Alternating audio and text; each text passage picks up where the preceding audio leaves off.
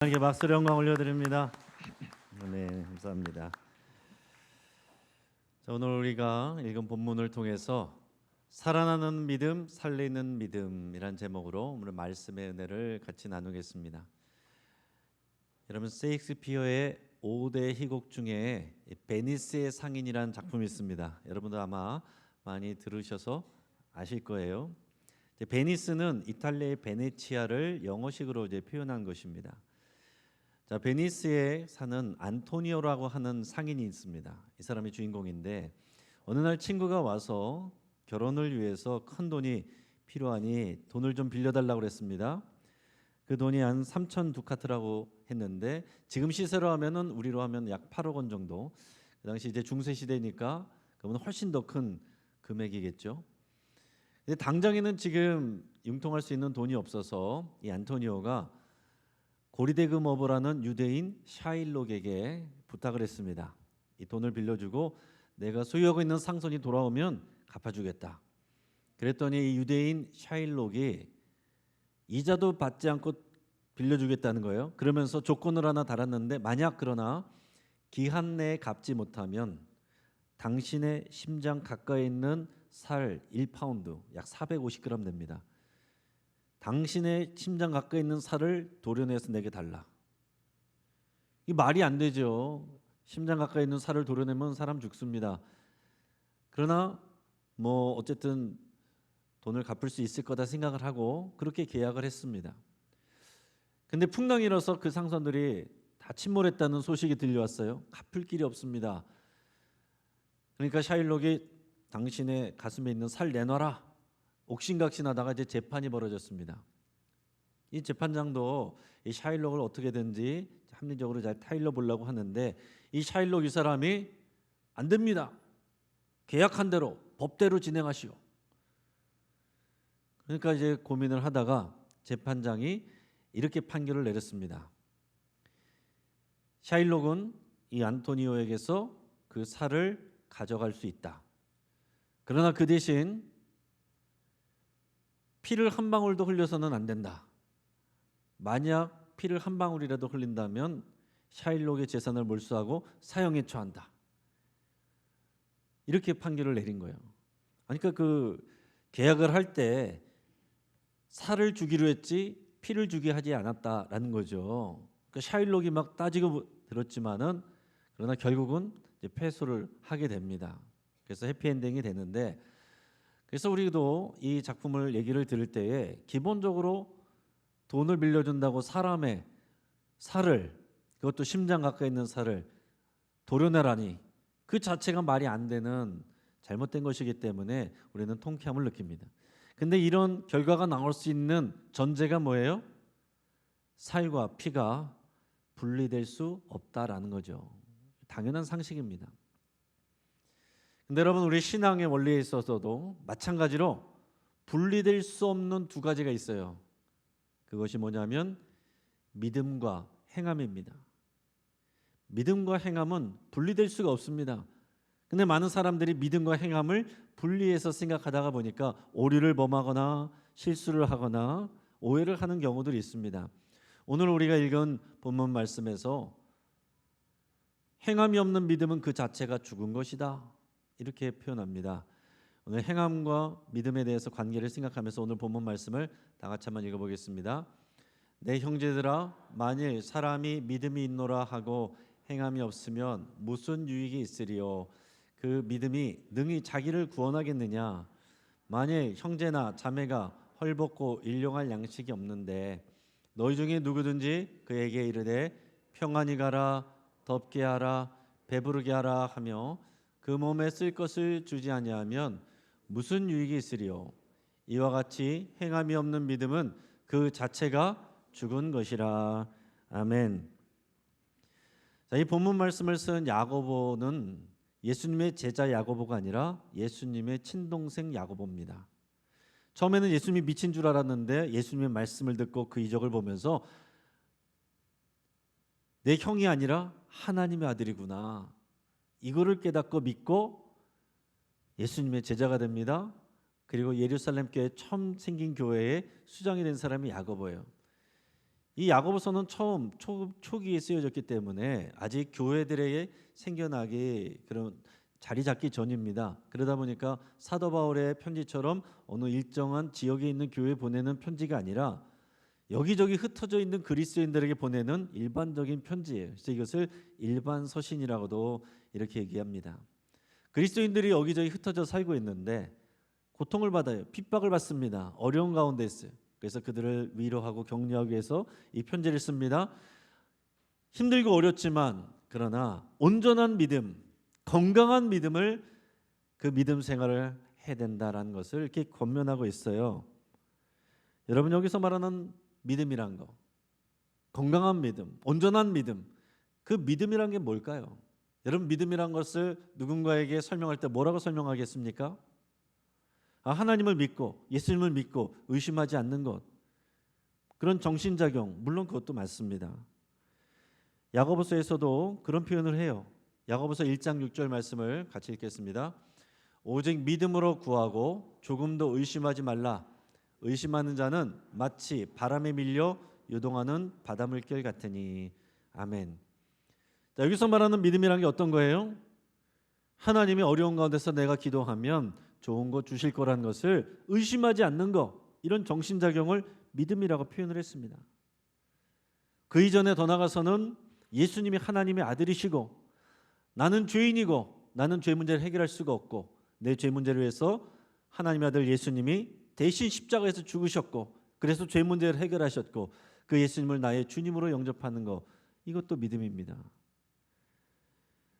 우리 가운데 이 믿음을 가지고 구원의 확신을 가져야 되는데 그 구원의 확신을 갖고 믿는 사람들이 예배자가 되는 거예요. 근데 교회를 오면서도 교회를 오래 다녔어도 구원의 확신이 없이, 이 믿음이 없이 다니는 분들도 얼마든지 있을 수 있습니다. 직분을 받은 사람들 중에서도 구원의 확신 없이 교회를 다니는 분들이 있을 수 있어요. 그 참 얼마나 어렵겠어요. 그러나 여러분 우리가 의지적으로 믿음을 가지려고 해서 가져지는 게 아닙니다. 믿음은 들음에서 난다라고 그랬습니다. 성경 말씀을 또 설교 말씀을 정말로 나에게 주시는 하나님의 말씀으로 여러분께서 그렇게 여기고 진지하게 받아들이고 생각을 해보십시오. 그 가운데서 하나님이 주시는 믿음이 생겨납니다. 우리가 신앙생활을 한다는 것은 기본적인 이런 구원의 확신과 믿음을 가져야 되는 거예요. 그런데 지금 말씀드린 것처럼 예수님을 믿고 의심하지 아니하면 그럼 끝인가? 그게 온전한 믿음인가 하는 문제입니다. 우리가 믿음을 갖고 구원의 확신 갖는 거 중요한데 구원의 확신 가진다고 해서 그게 끝이 아니다라는 얘기입니다. 구원의 확신 자체가 우리의 믿음을 증거하는 게 아니다라는 거예요. 물론 구원의 확신이 중요합니다. 우리가 다 구원의 확신이 있어야 돼요. 그러나 구원의 확신이 있지만 그게 진짜 믿음이 아닐 수도 있다는 거예요. 예수님 당시에 바리새인들과 대제사장들, 이런 사람들은 누구보다도 구원의 확신이 가장 강한 사람들이었습니다. 우리가 아니면 도대체 누가 구원받을 수 있어? 이런 사람들이었는데 예수님은 그들을 향해서 뭐라고 했습니까? 이 회칠한 무덤들아, 독사의 새끼들아, 이렇게 신랄하게 비판을 하셨어요. 그들은 자신들이 구원의 확신이 있다고 생각하고 자신들의 율법을 지키는 행위를 자랑했지만 그러나 그 안에서 믿음으로, 마음으로부터 하나님을 믿는 그 믿음으로 순종하는 것이 아니었기 때문에 예수님께서 그 믿음을 가짜라고 말씀하시는 거예요. 그걸 증명이 나듯이 이 바리새인들과 대제사장들, 이 사람들이 하나님의 아들 예수님을 미워하고 그를 로마에 고소해서 십자가에 못 박혀 죽게 했습니다. 그들이 갖고 있던 구원의 확신이란 썩은 동아줄이에요. 그러니까 여러분 우리가 구원의 확신이 있다고 해서 끝난 게 아니다라는 얘기입니다. 바른 신앙을 가져야 되는데 오늘 성경에서 말할 때 우리가 믿음이 있노라 하고서 행함이 없으면 그 자체가 죽은 것이다. 그 자체로 구원받을 수 없는 가짜 믿음이다. 이렇게까지 얘기를 하는 거예요. 죽은 믿음이란 게 뭐라고 그랬습니까? 행함이 없는 믿음이라고 그랬어요. 행함이 없는 믿음. 그럼 어떤 행함을 말하는 거예요? 우리의 믿음이 어떤 행함으로 나타나야 된다고 말하고 있는 것입니까? 오늘 성경에서 뭐라고 그랬냐면 너희 형제나 자매가, 여기서 형제 자매라고 말하는 것은 교회의 성도들을 말하는 겁니다. 우리가 같은 교회 공동체 안에서 우리 성도들이 헐벗고 있어요. 배고파하고 있어요. 가난합니다. 고통받고 있습니다. 그런데 그들에게 그냥 말로만 평안히 가십시오. 아이고 따뜻하게 입고 다니십시오. 좀 배부르게 먹고 다니십시오. 그러면서 그들에게 쓸 것을 주지 않으면 그게 거짓 믿음이라는 거예요. 그런 행함이 없는 거, 우리 주변에 어려운 분들에 대한 구제가 없는 그 행함이 없는 믿음, 그게 가짜 믿음이라는 겁니다. 그게 죽은 믿음이라는 거예요. 그럼 여러분 잘 생각하셔야 됩니다. 그 믿음이 중요합니까? 행함이 중요합니까? 우리가 여기서 항상 넘어지고 헷갈리는 분들이 많다는 얘기예요. 사도 바울은 행함이 아니라 오직 믿음으로만 구원받는다라고 했습니다. 야고보 사도는 행함이 없는 믿음은 죽은 믿음이라고 그랬어요. 그래서 많은 사람들이 이 안에서 헷갈리는 경우들이 많습니다. 사도 바울은 에베소서 2장 8절 9절에서 행위가 아니라 오직 믿음으로만 구원받는다 그랬습니다. 우리 같이 읽어볼까요? 너희는 그 은혜에 의하여 믿음으로 말미암아 구원을 받았으니 이것은 너희에게서 난 것이 아니요 하나님의 선물이라. 행위에서 난 것이 아니니 이는 누구든지 자랑하지 못하게 함이라. 아멘. 여러분 우리가 교회 와서 예배 열심히 드리는 거, 봉헌하는 거, 봉사하는 거, 이거를 통해서 우리가 구원받는 게 아니에요. 이거 모아가지고 마일리지 쌓여서 구원받는 게 아닙니다. 그거를 말하고 있는 거예요. 구원을 위한 행위는 예수님이 다 하셨어요. 우리가 어떤 것을 해도 구원을 위해서 도움이 되지 않아요. 보탬이 되지 않습니다. 아이고 구원받는데 내가 뭘 해도 좀 해야지. 이건 아니라는 거예요. 우리의 행위는 구원에 도움이 되지 않아요. 보탬이 되지 않습니다. 오직 예수 그리스도께서 모든 것을 감당하셨으니 그 예수님을 믿음으로 받아들이는 거. 믿음은 공로가 아니에요. 행위가 아닙니다. 그냥 받아들이는 거죠. 믿음으로만 구원받는다라고 그랬어요. 자, 그래서 많은 사람들이 이것을 중요하게 여기다 보니 종교개혁자 마틴 루터 같은 경우도 야고보서를 지푸라기 서신이라고 하면서 좀 싫어했습니다. 왜냐하면 믿음으로만 의롭다함을 받고 구원을 받는다고 했는데 자꾸 행함을 가르치니까 이거 좀 아니다. 그래가지고서 좀 야고보서를 좀 같이 떨어지는 것으로 생각을 했단 말입니다. 마틴 루터도 그랬으니 많은 사람들이 얼마나 그런 생각을 가졌겠어요. 그러나 그것이 아닙니다. 사도 바울도 행위를 강조했어요. 에베소서 2장 10절 이어지는 말씀 같이 읽어보겠습니다. 우리는 그가 만드신 바라 그리스도 예수 안에서 선한 일을 위하여 지으심을 받은 자니 이 일은 하나님이 전에 예비하사 우리로 그 가운데서 행하게 하려 하심이니라. 아멘. 하나님이 우리를 구원하시고 이 땅 가운데 보내신 이유는 선한 일을 행하게 하기 위해서다. 그러니까 순서가 중요한 거예요. 구원으로 가는 데는 믿음만이 필요한 것이고 믿음으로 구원받은 이후에는 선한 일을 해야 된다는 거죠. 그러니까 이 선한 일이 믿음하고 분리되면 그것도 의미가 없고 믿음은 있는데 선한 일이 없으면 그것도 가짜다. 종합하면 그렇게 말을 할 수가 있는 겁니다. 그래서 오랜 시간 동안 많은 그리스도인들이 성도들이 행함이 중요하냐 믿음이 중요하냐 믿음이 먼저냐 행함이 먼저냐 무엇으로 구원받느냐 이런 오해를 많이 했다는 얘기예요. 그러나 앞에서 베니스의 상인 얘기한 것처럼 살과 피가 분리될 수 없는 것처럼 믿음과 행위는 분리될 수가 없는 거예요.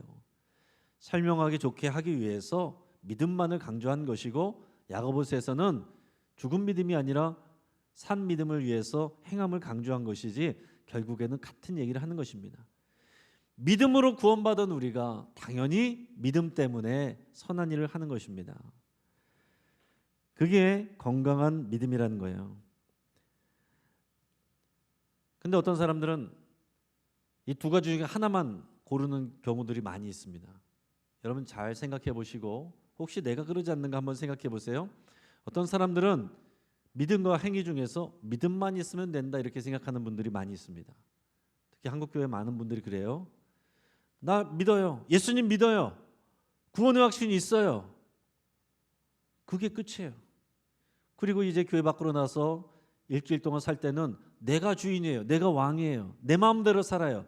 내 스케줄대로 내 마음대로 해요. 간섭받지 않으려고 그래요. 하나님의 터치받지 않으려고 합니다. 교회 간섭받지 않으려고 합니다. 내가 주인이에요.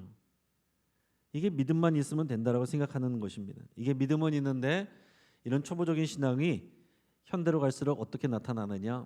개인주의적인 믿음, 이기주의적인 믿음으로 나타나요. 내가 하나님께 은혜 받았고 구원 받았으면 끝이다. 나만 은혜 받았으면 됐고 나만 신앙생활하면 된다는 거예요. 교회가 나를 간섭하지 않았으면 좋겠고 내가 모르는 사람들하고 엮이고 싶지 않습니다. 나는 하나님만 봅니다. 이게 은혜로운 말이 아니라 잘못된 믿음의 생각이다라는 얘기예요. 교회 와서 내가 하나님만 만나면 나 이제 다른 사람들하고 엮이고 싶지 않아요. 그런 거 아니다라는 거예요. 특히 코로나 이후로 이제 온라인 예배가 이제 일상화되면서 많은 사람들이 그런 오해를 더 가속화하고 있어요. 아니 나는 다 예배하는데 문제가 없어요. 나는 하나님하고 그 관계하는데 어려움이 없습니다. 그러나 그게 끝이 아니라는 거죠. 물론 온라인 예배를 통해서 우리가 하나님의 은혜를 받을 수 있어요. 비상 상황에 또 부득이한 상황에 또 우리가 온라인 예배를 통해서 은혜를 받을 수 있습니다. 그러나 거기서 머무르면 안 된다라는 얘기예요. 왜요? 내가 문제가 없으면 끝나는 게 아니에요. 그건 내 중심으로 생각하는 거죠. 신앙생활이란 것은 하나님 중심으로 살아가는 게 그게 신앙생활이고 그게 믿음입니다. 반대로 어떤 사람들은 행함만 있으면 된다 생각해요. 행함만 있으면 내가 아직 믿음은 없는데 교회 와서 내가 뭔가 일을 하고 봉사를 하고 그러면은 내가 믿음이 좋은 거지. 내가 이렇게 열심히 하니까 하나님이 나 이쁘게 보셔서 나 복 주시고 구원해 주시겠지. 이런 생각 가운데 있는 분들이 있을 수 있다는 얘기입니다. 교회 와서도 맡겨진 일하느라고 예배를 소홀히 하고 기도를 소홀히 하고 예배는 간단히 내가 맡은 일 빨리 해야 되고 전후좌우가 바뀌어버린 앞뒤가 바뀌어버린 그런 경우가 있을 수 있다는 얘기예요. 여러분 다시 말씀드리지만 믿음과 행함은 절대로 분리될 수가 없습니다. 그리고 순서는 믿음이 먼저이고 거기에서 행함이 따라 나와야 맞습니다. 자, 우리 교회 1년표가 있지만 우리 교회 모토가 있어요. 여기 적혀 있는 것처럼 살아나는 교회, 살리는 교회. 이 교회의 건강한 신앙을 여기다가 담아 놓은 것입니다. 살아나는 교회, 살리는 교회에 다니는 우리 그리스도인들의 믿음은 어떤 믿음이어야 돼요? 당연히 살아나는 믿음이어야 되고 살리는 믿음이어야 됩니다. 여러분 살아나는 교회, 살아나는 믿음이란 건 뭐겠어요? 하나님과의 관계예요. 하나님 관계 가운데서 우리가 은혜를 받는 것입니다. 하나님과의 관계 가운데서 또 예배를 통해서 기도를 통해서 말씀을 통해서 신앙생활을 통해서 하나님의 은혜를 누리고 첫사랑의 감격을 회복하고 여러분 이게 있어야 그 다음에 섬기고 헌신하는 것도 의미가 있는 건데 이게 내가 살아나 있지 않고 내가 죽어 있는데 일만 열심히 하면 상처받아요. 또 다른 사람들은 상처 줍니다. 또 나를 인정해 주지 않아서 화가 납니다. 그래서 교회를 떠나기도 하고 사람들 가운데 싸우기도 하고 갈라지기도 하는 거예요. 내가 은혜를 먼저 받아야 되는데 그것이 살아나는 교회, 살리는 교회고 교회가 이 일이 돼야 돼요. 오늘 모든 성도님들이 하나님의 은혜를 알아야 되고 그 사랑을 누려야 되고 그 안에 잠겨야 되는 겁니다. 근데 거기서 끝나면 안 되고 그 다음에는 살아나는 믿음이 돼야 됩니다. 살리는 교회, 살리는 믿음이 돼야 돼요. 그 말은 무슨 얘기겠어요? 이거는 우리 성도들과의 관계, 이웃과의 관계, 세상과의 관계를 말하는 거예요. 구원받은 우리는 거기서 끝난 게 아니고 하나님의 계획하신 은혜 안에서 우리는 반드시 다른 사람을 살리는 그 선한 일을 해야 된다는 얘기죠. 우리 교회 성도들이 1차고 그 다음에 교회 바깥에 있는 이웃들, 이 세상을 우리가 사랑하고 섬기는 것, 그것이 하나님의 뜻이고 명령이고 그게 믿음의 당연한 열매다라는 얘기예요. 여러분 오늘날 특히 코로나를 지나면서 특히 젊은 세대들이 교회에 대해서 부끄럽게 여기고 또 그래서 교회를 떠나는 그런 사람들이 많이 있습니다. 젊은 세대의 특징은 조용히 사라진다는 거예요. 티를 안 내요. 교회에 있는지 없는지도 모릅니다. 그러면서 교회도 안 나가는 그런 가난한 성도들이 많아지고 있다는 통계가 많이 나와 있어요. 그러니까 여러분, 이 교회가, 언론에 비춰진 교회가 너무 이기적이다, 수준 낮다, 이런 데 실망을 하는 거죠. 그러나 여러분, 한국 교회는 그런 수준 낮은 교회가 아닙니다. 일부 보여지는 부족한 부분들 우리가 회개하고 반성해야 되지만, 그러나 한국 교회는 우리만을 위한 교회가 아니었어요. 특히 이 나라 민족을 위해서 헌신하고 섬겼던 그런 역사를 가지고 있습니다. 그 교회의 역사 위에 이 나라의 번영이 있었던 거예요. 정말 우리가 알지도 못하는, 이름 없이 정말 하늘의 밀처럼, 썩어지는 밀처럼 살았던 분들이 많이 계세요. 그래서 그런 분들을 제가 소개하고 있는데, 오늘은 우리는 잘 못 들어봤던 분이고 전주에 계시는 분들은 알 수 있는데, 조선의 성자라고 불리는 방해인 선생이 있습니다. 방해인 선생. 자, 이분은 1909년 출신이고 1933년에 돌아가셨는데, 이 방해인은 황해도 황주의 부유한 집안에서 태어났습니다. 평양 숭의여학교를 나왔고 개성 호수돈 여고를 최우등으로 졸업을 했습니다. 이 학교들이 다 선교사들이 세운 학교들이에요. 그리고 18살에 전주에 있는 기전 여학교 교사로 부임을 합니다. 18살에. 그러니까 그 당시에로서는 가능한 일이겠죠. 그 당시에서는 정말로 촉망받는, 앞서 나가는 신여성이고 인텔리였어요. 그럼에도 불구하고 그는 성실하고 겸손했습니다. 근데 그러고 나서 예수님을 인격적으로 만나고 성령 체험을 합니다. 예수님을 깊이 만나요. 그래서 1930년 1월 10일 일기에다 이렇게 써놨습니다. 나는 처음으로 하나님의 음성을 들었다. 눈과 같이 깨끗하라. 아, 참 나의 기쁜 거룩한 생일. 이렇게 적어놨습니다. 그러니까 지금까지는 내가 좋은 교사가 되어야지, 내가 성공적인 삶을 살아야지, 그렇게 생각했는데 예수님 만나고 나니까 삶의 목적이 바뀌어버려요. 하나님 나라 위해서 살아야 되는구나. 하나님 나라 위해서, 하나님을 위해서, 또 이웃들을 위해서 세상을 섬기며 살아야겠구나. 그래서 이분이 그 당시에 사람들이 보기도 싫어하고 가까이 가기도 싫어했던 한센병 환자들, 옛날에는 문둥병, 나병 환자라고 이렇게 표현했죠. 요즘에는 한센병 환자라고 합니다. 이 한센병 환자들을 가까이 가서 그들을 사랑으로 돌보고 또 기도해주고 그랬습니다. 또 거리에서 방황하는 거린들을 보면 자신이 입고 있던 옷을 벗어줬어요. 그리고 방치되어 있던 고아들, 그 고아들을 불쌍히 여겨서 어떻게 도와줘야 될까 고민하다가 내가 고아원을 지어야겠다. 돈이 없으니까 그 전주에 있는 8,000집을 돌아다니면서 기부금을 받아내요. 어떤 부자는 그런 걸 잘 안 주려고 그래요. 귀찮아하고.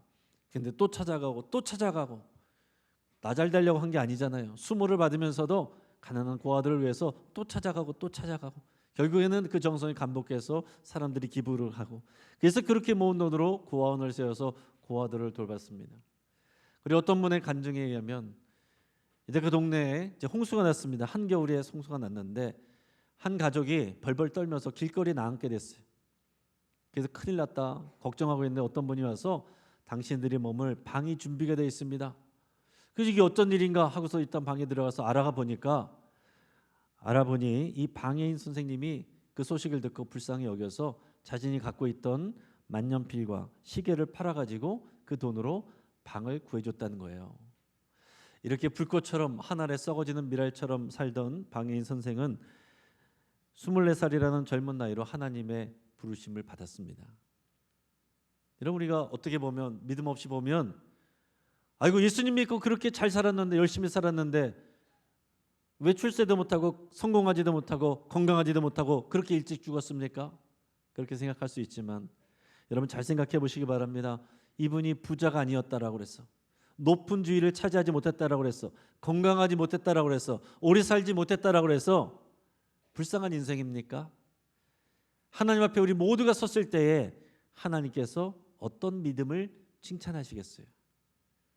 사랑하는 여러분, 이제 말씀을 정리하고자 합니다. 우리 지난 주일은 우리 교회 설립된 지 48주년 되는 우리 주일이었고, 최기철 원로 목사님이 오셔서 또 말씀도 나눴습니다. 48년 전에 복지 목회를 꿈꾸며 하나님의 부르심을 따라서 이곳에 영신교회가 세워지게 된 거예요.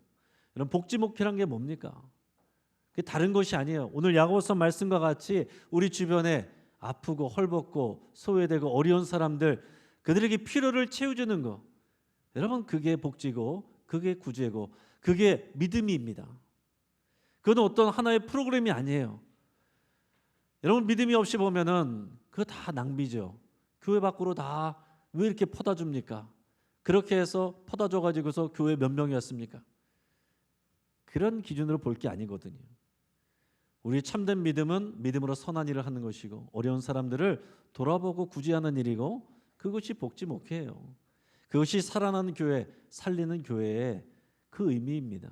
그것은 몇몇 사람의 일이 아니라 그리스도인으로 부름받은 예수 그리스도의 은혜로 살아난 우리 모두의 일이라는 거죠. 사랑하는 여러분, 우리는 누군가의 희생의 값 위에 이 자리에 서 있습니다. 그리고 여기서 끝이 아니에요. 우리가 하나님의 은혜로 구원받은 우리는 누군가를 살리는 그 일을 위하여 하나님의 쓰임을 받게 됩니다.